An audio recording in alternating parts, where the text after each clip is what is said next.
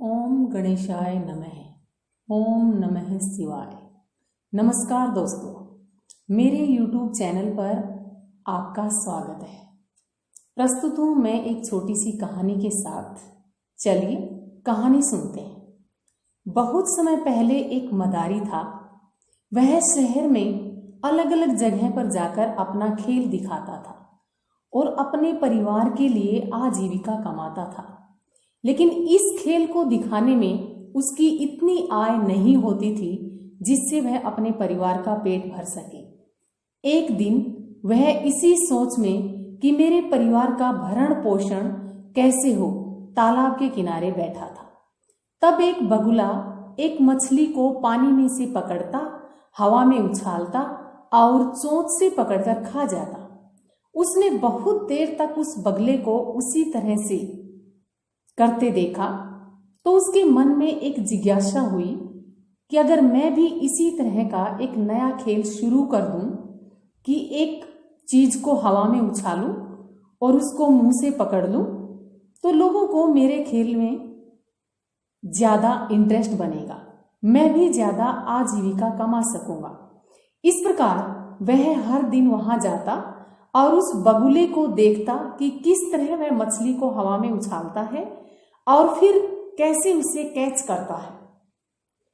उस व्यक्ति ने भी उस बगुले को देखकर वहां अभ्यास करना शुरू किया। कुछ समय बाद वह उस कला में बड़ा ही माहिर हो गया और उसने उस कला को अपने खेल में दिखाना शुरू कर दिया। वो हवा में चाकू उछालता और अपने मुंह से पकड़ता। इस तरह से वह इतना फेमस हुआ कि लोग उसके इस करतब को देखने के लिए हर रोज आने लगे। वो इसी तरह से हर रोज बगुले को देखता और नया अभ्यास करता। धीरे धीरे उसने चाकू, तलवार व भाले जैसे हथियारों को हवा में उछालकर अपने दांतों से पकड़ना शुरू कर दिया। इस प्रकार वह बहुत ही फेमस हो गया। जब वह फेमस हो गया तो एक पत्रकार उसका इंटरव्यू लेने आया। पत्रकार ने उसका इंटरव्यू लिया और उससे पूछ लिया कि आपका गुरु कौन है। तो उस समय उस व्यक्ति ने कहा कि मेरा कोई गुरु नहीं है, मैं ये सारी चीजें अपने आप करता हूं। लेकिन फिर भी उस पत्रकार ने दबाव दिया, नहीं, कोई भी व्यक्ति अपने जीवन में बिना गुरु के कोई चीज नहीं सीख सकता। जरूर आपने इस कला को किसी न किसी से तो सीखा होगा, तो बताओ वह कौन है। तब उस आदमी ने हंसते हुए कहा कि मेरे जीवन में कोई गुरु नहीं है, मैंने तो इस कला को एक बगुले से सीखा है। तब उस पत्रकार ने कहा कि तब तो वह बगुला ही आपका गुरु हुआ। लेकिन उस खिलाड़ी ने कहा कि नहीं, वो मेरा गुरु नहीं हो सकता, वो एक बगुला है, वह कैसे मेरा गुरु हो सकता है। लेकिन पत्रकार ने उसे हंसते हुए कहा, नहीं महोदय, जो भी चीज जिससे सीखी है वही आपका गुरु होता है। और इंटरव्यू खत्म हो गया। फिर पत्रकार ने सोचा कि आज मैं इसका खेल देखकर ही जाता। उस दिन वो व्यक्ति एक भाला उछालकर दांतों में पकड़ने वाला था। उस दिन बड़ी मात्रा में भीड़ आई। लेकिन ये क्या हुआ? जैसे ही उसने भाला हवा में उछाला, वो भाला उसके गले में फंस गया और वो अंतिम सांसें लेने लगा। चारों तरफ भीड़ जुट गई। मरते हुए उस खिलाड़ी ने देखा कि वो जो पत्रकार था वो भी वहीं पर खड़ा था। उसने इशारा करके उस पत्रकार को अपने पास बुलाया। फिर उसने कहा कि भाई, मुझे माफ करना, मुझे अब समझ में आया कि मेरा जो गुरु था वो वही बगुला था। मैंने गुरूर में आकर, अपने घमंड में आकर यह बुला दिया कि मुझे वह टेक्निक सिखाने वाला तो वही बगुला था और शायद मैंने अपने गुरु का सम्मान नहीं किया। इसी कारण आज मैं गुरु विहीन हो गया हूं और गुरु विहीन होने के साथ ही आज मैं मृत्यु को प्राप्त हो रहा हूं। कहानी खत्म हो जाती है, लेकिन एक सबक छोड़ जाती है। जीवन में आप कुछ भी करते हैं, कहीं भी जाते हैं, कहीं भी रहें, कुछ भी अपने जीवन में सीखते हैं तो उसे सिखाने वाला कोई न कोई गुरु होता है। वो कोई मनुष्य हो सकता है, महिला हो सकती है, बूढ़ा, युवा या कोई जीव या प्राणी हो सकता है, चाहे बगुला हो या कोई और जीव हो। जब अपने जीवन में नया सीखते हैं तो उसे कोई न कोई सिखाने वाला होता है। वो जो आपके जीवन में होता है, जिसने आपको सिखाया, वही आपका गुरु होता है।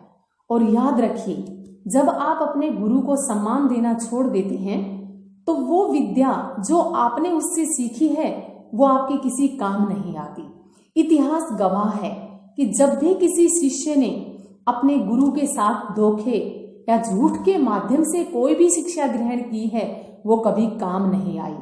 आपने इतिहास में एकलव्य का नाम सुना होगा। गुरु द्रोणाचार्य ने एकलव्य को शिक्षा देने से मना कर दिया। जब गुरु द्रोणाचार्य पांडवों और कौरवों को शिक्षा देते तो वो छिपकर झाड़ियों में उन्हें देखता, उनकी बातों को सुनता। कौन? एकलव्य। गुरु द्रोणाचार्य की मूर्ति के सामने अभ्यास करता और वह तीरंदाजी में बहुत माहिर हो गया। आप जानते ही हैं उस घटना को। जब गुरु द्रोणाचार्य को यह बात पता चली तो उसने गुरु दक्षिणा में एकलव्य से अंगूठा मांग लिया। जब यह घटना घटी तो यह बात अर्जुन को बहुत बुरी लगी। अर्जुन ने गुरुदेव से सवाल किया कि आपने उसका अंगूठा क्यों मांगा, जबकि आप जानते हैं कि बिना अंगूठे के तीर चला ही नहीं सकता। तब गुरु ने कहा कि अर्जुन, एकलव्य ने यह ज्ञान धोखा देकर पाया है और धोखे से प्राप्त ज्ञान धोखे की ओर ही ले जाता है। शायद हम किसी और के धोखे का शिकार हो जाते हैं। दूसरा उदाहरण, कर्ण। जब कर्ण ने झूठ बोलकर परशुराम से ज्ञान अर्जित किया तो एक समय बाद जब परशुराम को पता चला कि कर्ण क्षत्रिय है तो उन्होंने भी कर्ण को श्राप दिया कि तुमने जो झूठ बोलकर मुझसे ज्ञान अर्जित किया है, ये वक्त पर काम नहीं आएगा।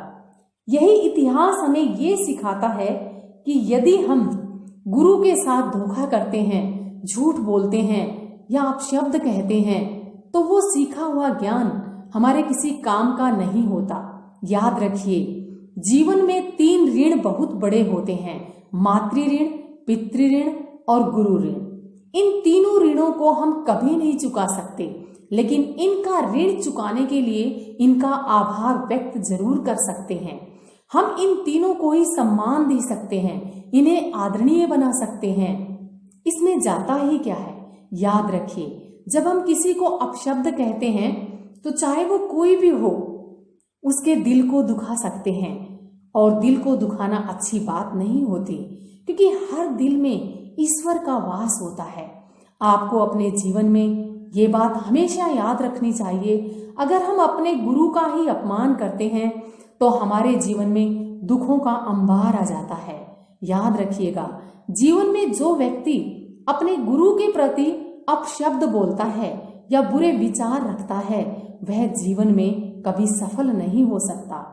आपको एक बात और भी याद रखनी चाहिए कि जीवन में किसी पर उंगली उठाने से पहले ये देख लेना चाहिए कि ये एक उंगली उस सामने वाले में एक गलती बता रही है, परंतु 3 उंगलियां हमारी तरफ हैं, वे हमारे अंदर 3 गलतियां बता रही हैं कि आप में 3 अवगुण हैं। याद रखिए, हमें अपने गरेबान में भी झांक कर देख लेना चाहिए कभी कभी कि हम जो बोल रहे हैं, जो कह रहे हैं, उसमें क्या गलत है, क्या सही है। बड़ी खूबसूरत लाइन कही है किसी महापुरुष ने, बहुत कमियां निकालते हैं हम दूसरों में, यदि कभी खुद को तराशा होता तो खुद खुदा बन जाते। बहुत सिंपल सी बात है। यदि आप किसी से थोड़ा बहुत भी सीखते हो तो उसके प्रति मन में सम्मान होना चाहिए। अगर आप अपने दिल में सम्मान नहीं रख सकते, हो सकता है मानव स्वभाव के कारण आप अपने दिल में सम्मान ना ला पाए, तो आप उससे सीखना बंद कर दीजिए। फिर मत सीखिए, आप उससे सीखिए जो आपको पसंद है। चलिए, हम खुद से प्रण करते हैं कि हम अपने जीवन में अच्छा ही देखेंगे, सोचेंगे और दूसरों के लिए अच्छा ही बोलेंगे, क्योंकि एक दिन ये सारी चीजें लौटकर हमारे ही पास आनी है। याद रखिए, आपका व्यवहार, आपका आचरण आपकी बोली, आपके परिवार, आपके व्यक्तित्व, आपके संस्कारों का दर्पण होते हैं। जैसा व्यवहार आप दूसरों से करते हैं, सामने वाले की नजरों में आपकी तस्वीर वैसी ही बनती है। आशा करती हूं आपको यह कहानी पसंद आई होगी। यदि कहानी पसंद आई हो तो वीडियो को लाइक करें, चैनल को सब्सक्राइब करें, कमेंट करें और अपने दोस्तों के साथ शेयर करें। धन्यवाद।